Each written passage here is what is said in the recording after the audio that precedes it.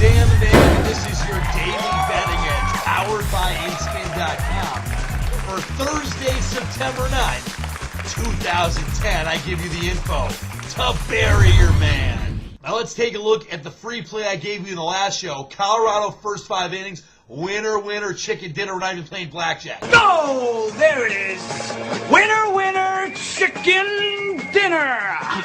I told you Cueto would not be prepared, and he wasn't. A 3-run shot by Carlos Gonzalez in the bottom of the first was all that we needed to cover that first 5 inning bet, up to minus 140. Here's a quote from Cueto after the game. It was tough, but I don't take those things into the game. Talk through an interpreter. The guy can't speak English yet, but someday he will. What happened, happened. I have it in my heart, and when I go there, I put my best in my job. This is my job. I would hope so. It is your job, and it's my job to help you win these free plays. Keep cashing them in. Time for the DTM 30-second time bomb. I got 2 words for you. Reggie Bush, the man who took down the USC Trojan football program, along with Pete Carroll something, finally stripped of his Heisman by the Heisman Trust. Is there finally justice in college football? I think so. And I know somewhere Kim Kardashian's ass is deflating. But listen, I think they should give it to Vince Young, even though Vince Young doesn't want it. The guy was the best player that year, beat him in the national title game, and did things the right way. I got to tell you right now, Reggie Bush, bad for football, bad for college football, and Now it's time for a new segment on the show. It's called Dan the Man's NFL Run 'em Down. I take a look at some really important NFL games each and every week, give you some really important inside information, gives you all the advantages you need to crush your guy. Let's get going. Saints, Vikings. Favre is going to be starting this game, but he is far from ready. The guy's got major ankle problems. Could be a lot worse than advertising. It's kind of been a little quiet, if you've noticed, about Brett Favre lately. Greg Williams, of course, sure is going to be feeling a little nostalgic. He's going to be dialing up the blitzes all day long like World War II in Germany and England. And I'll tell you right now, Favre's going to kind of go hard like he did in the championship game. And Williams is going to try to go harder. And you know how Brett looked in that game. Also, the Vikings just have too many injuries. A lot of wide receivers are out. And check this out. A quote from noted orthopedist Dr. James Andrews talked about the most recent surgery he did on Favre's ankle May 22nd with an interested party in the operating theater. That was Favre's wife, Deanna Favre. She said they took out a cup full of stuff, bone and all these other loose bodies. Really? A cup full of stuff? Were there walnuts in there? What the H is going on with that? So check this out. The game opened minus 4.5. Should go higher. 69% of the betting public is laying on the favorite, so expect that game to go up there. We're seeing some 5s and 5.5s out there. It may go as high as 6. So right now I'm leaning towards the Saints minus 4.5. Take it to the bank. Lions, Bears. Now the Mike Martz offense, still a mystery, much like Scooby-Doo was to Shaggy, to the entire Bears team. Jay Cutler really hasn't grasped the offensive schemes yet, not on the same page as the receivers. And you know in the NFL, most of the time, the defense is a little ahead of the offenses. In this situation in Chicago, I think the defenses are going to be way ahead of the offenses. You know, it took them a lot more time in the preseason to get that rhythm, which obviously should make the Detroit Lions extremely happy. Now listen, the Detroit offense has been humming all preseason long. When their starters were in there, even though it wasn't a ton during the preseason, the Lions looked pretty sick. We're talking New England 2006, 2007 sick. I know that's a little stretch, but with Calvin Johnson, possible Rookie of the Year, Javad Best, this Lions team might finally have the offense that it's going to take to win some important games.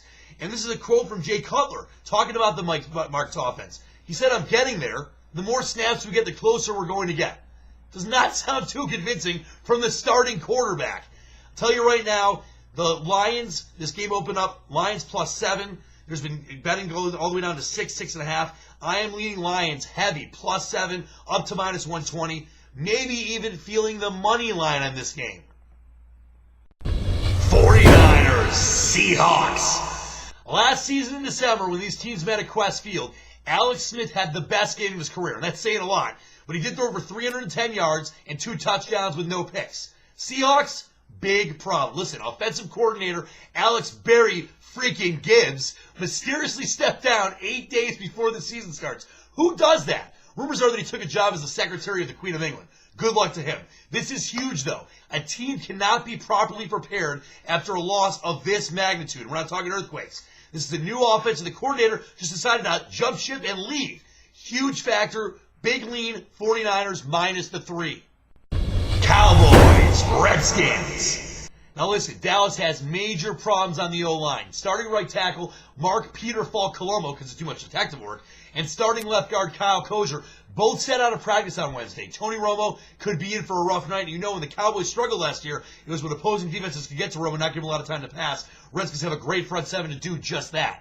Other side of the ball, D. McNabb back in practice will start Sunday night. However, if he can't go for any reason, Saxy Rexy Grossman is ready to go. Now listen, some of you might be laughing, but in all honesty, he understands the offense better than anyone after playing for O-coordinator Kyle Shanahan last season in Houston. He may be better than we have right now in that offense. Not a bad situation. Also, the Albert Haynesworth drama seeming to subside could bring the team close together. Lean Redskins, plus 3.5.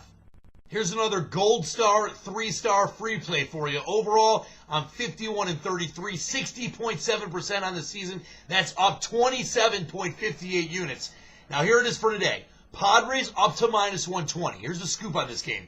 Winning can be contagious as losing can be. And the Padres just killed a 10-game losing streak on Monday. All Dick Enbrick's fault, by the way. The guy left to go cover the U.S. Open, and the Padres immediately lose 10 games in a row. But they won again on Tuesday and Wednesday to extend their lead in the division. This was the longest losing streak for the Padres since a 13-gamer in '94, and also the longest losing streak for a division leader ever this late in the year. You see it often in sports. Teams that go on huge losing streaks, unbelievable streaks that never seem to end, bounce back if they finally get the monkey off their back. Like the Padres are going to be hot the rest of the way. They're not going to lose that division lead. And they're playing the Giants, and you got to love the fact that Matt, raising Cain and Abel, is on the mound. The Giants just don't score for him. There's actually a guy that has a Facebook page dedicated to getting some offense for when Matt Cain's on the mound.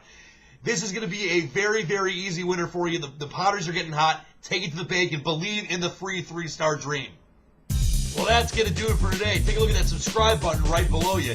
You know you want to click it. Post some comments on there, and I might send you a free autographed picture of Chris Yamaguchi. Maybe even the one in the Wheaties box. So click that subscribe button. You know you want to be an insider, not an outsider. Until next time, this is Dan the Man. Believe in the dream.